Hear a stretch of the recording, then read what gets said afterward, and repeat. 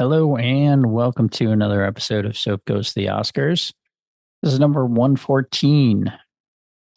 And I just want to forewarn you that the movie I'm going to talk about, it's going to sound like I didn't like the movie, but I did. I gave it 3 stars. I just had some problems with it. And I was thinking about it earlier today when I was finishing the movie. Today being October 13th, 2025. I started the movie yesterday and watched about half, and then last night watched a little bit more and finally was able to finish it today. But I was thinking about it, and I thought that, if anybody was actually listening to this podcast, I don't know if there is. Nobody comments on anything, so I can't tell. They like things here and there, but I don't know. Anyway, if anyone was actually listening, I might offend some people by saying that, this old movie is poop. But you know, sometimes things don't age well. And even if you get past that, uh, everything isn't for everyone. And I've gotten to a point where I don't really try to make anybody like or love the things that I like anymore. When my kids were younger, I tried to force them into watching Star Wars. They hated that. I have 2 daughters. They hated Star Wars. They begrudgingly watched the first and third Indiana Jones movies. They went to the movies on the most recent one, but they don't, they liked it. They don't love it. Back to the Future, they love. Goonies, they love. So they're going to love what they're going to love. My parents didn't force me to watch the movies that they loved or listen to the music that they loved, although typically in the car, my mom had her music on. So you can kind of inundate them with that type of thing, or, a person. I digress a little bit here, but Metallica is my favorite band. And the only reason I like Metallica is because I had a friend in college that he was the only friend with a car. And anytime I was in his car, that's all he played was Metallica. And eventually it grew on me. I didn't like them at all through high school, any of that stuff. But it grew on me, and now they're my favorite band. So that kind of thing will happen. You play enough of a certain kind of music, maybe your kid's going to love it, but they're going to love what they're going to love, and they're going to find their own stuff. And same with adults as they grow. You can point someone to a movie, lead a horse to water, can't make them drink. You can point somebody to a movie and say, hey, this movie's great. They may or may not like it. So if anyone does listen to this and I offend you with a rating on a movie or my review of a movie, my thoughts on a movie, don't take it to heart. You could still love that movie. It's fine. Maybe I don't know what I'm talking about. Anyway, the movie I watched this time was Sergeant York, starring Gary Cooper. This originally I had found this on Tubi, and I was going to watch it on that. And Tubi's great because they have a lot of free stuff. I've said this before. However, they also have a lot of commercials. And, it's free, so I'm not complaining that there's commercials necessarily. I'm just saying that there's a shit ton of them on Tubi. So I picked this movie to watch on Sunday, the 12th, because I had a free day, and it's the longest of the movies that I have left. So I figured knock the longest one out, finish it up. But so 134 minutes with Tubi, it's probably going to be closer to 154 minutes, 164 minutes. You're going to add like 20, 30 minutes of commercials in there. Maybe I'm exaggerating. Maybe I'm wrong. But anyway, then I was like, let me look to see if it's on something else. So I found it on Fandango at Home, formerly Fandango Now. And I was like, great. And when it came up, it didn't say anything about ads. I was like, we're good. Maybe there won't be any ads. 7 minutes in, the first ad came up, and it was, like one of 6 ads or whatever. And I was like, ah, shit, this is going to be just as bad. Now, I will say, I don't think it was quite as bad. Next commercial after that was probably about 15 minutes later. So it was maybe about every 15 minutes or so. They were generally pretty quick, not usually more than 2 or 3 ads. So it wasn't bad. Might have been better than Tubi, might not have been. But that's where I watched it, was Fandango. At home, let's get into it. Sergeant York is a 1941 American biographical film about the life of Alvin C. York, one of the most decorated American soldiers of World War I, directed by Howard Hawks. Film stars Gary Cooper in the title role and was based on York's diary, Sergeant York, his own life story and war diary, as edited by Tom Scahill, and adapted by Harry Chanley, Abram Finkel, John Huston, Howard E. Koch, and Sam Cowan, uncredited. York refused several times to authorize a film version of his life story, but finally yielded to persistent efforts to finance the creation of an interdenominational Bible school. The story that York insisted on Cooper for the title role comes from a telegram that producer Jesse L. Lasky wrote to Cooper, pleading with him to accept the part, to which he signed York's name. Sergeant York was a critical and commercial success and became the highest grossing film of 1941. Cooper went on to win the Academy Award for Best Actor for his performance, while the film also won Best Film Editing and was nominated in 9 other categories, which I will read later. The American Film Institute ranked the film 57th in its 100 most inspirational American movies list, and also rated Alvin York 35th in its list of the top 50 heroes in American cinema. 2008, Sergeant York was selected for preservation in the United States National Film Registry.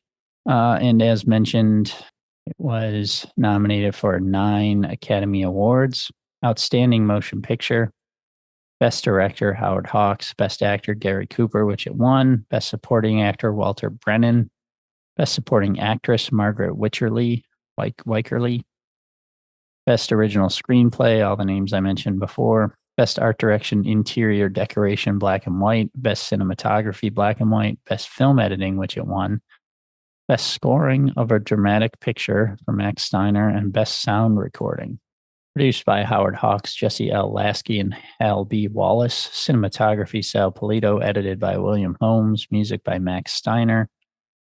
Produced and distributed by Warner Brothers. Released on July 2nd, 1941 in New York City. I think it said September something on IMDb. So I haven't taken notes on a movie in a while, but I did on this one. A couple of things. One, June Lockhart, who later went on to play the mother in the Lost in Space TV series, was in this at about 16 years old. Born in 1925. This came out in 41. Sorry. This came out in 1941. By the way, June Lockhart still alive at 100 years old. But much more disturbing was another young actress that was in it, also 16 years old, born in 1925, named Joan Leslie. And she played the love interest / future wife of Sergeant York. Now, in real life, Alvin York was about 32 years old when he married her, the real Gracie. And at that time, the real Gracie was 19 years old. 13-year age difference. Not the craziest, but I'm not sure exactly when they met. Now, in the movie, Gary Cooper was about 40 when they filmed this. And as I said, Joan Leslie was 16. 16. And I figured, there was like a little bit of a romance and I was like, that seems weird, because I had already looked up actors and I saw their dates of birth and stuff like that. I was like, maybe they won't go any too much further. It's 1941. They're probably not really going to show a lot.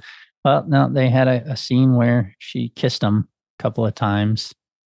16-year-old kissing a 40-year-old. So that wasn't great. I mean, I guess at the time, whatever, but yeah. So the other notes I had here, just a couple. One of the things I wrote was podunk rah rah BS. And what I should have said was podunk rah rah war BS. Now, this was obviously came out in July or September-ish of 1941. It was before we entered World War II. But this felt very much like, a build-up thing, like to World. Oh, wait. Yeah, so here you go. Sergeant York was a success at the box office, became the highest grossing film of 1941. This was influenced by the attack on Pearl Harbor, which occurred while the film was still playing in theaters. Film's patriotic theme to help recruit soldiers. Young men sometimes went directly from the movie theater to military enlistment offices. After its initial release, the film was frequently reshown in theaters all over America during the war as a quick replacement for box office flops and as a theme program for bond sales and scrap drives. That's what I was thinking. Even though we weren't in the war yet, things were building up to that at this point, regardless of the Pearl Harbor attack not happening yet. Things were probably heading that way anyway. And this very much felt like building up the accolades for someone who was a hero of World War One because of America, possibly entering World War Two. And I say podunk rah war BS because the way they talked in this, and maybe it was really the way they talked. They said stuff like, "You done give me command. I heard you." It was all very like Southern hick speak. And again, maybe they all talk. So here's the thing. I liked the movie. It was a good movie. The war scenes at the end were great. I wish there had been more of that. The majority of this movie was his life before the war and a very small piece of it after the war. I wish it had been more war. Like, could have been shorter, as I always say, and a little more focused on the stuff that he was famous for.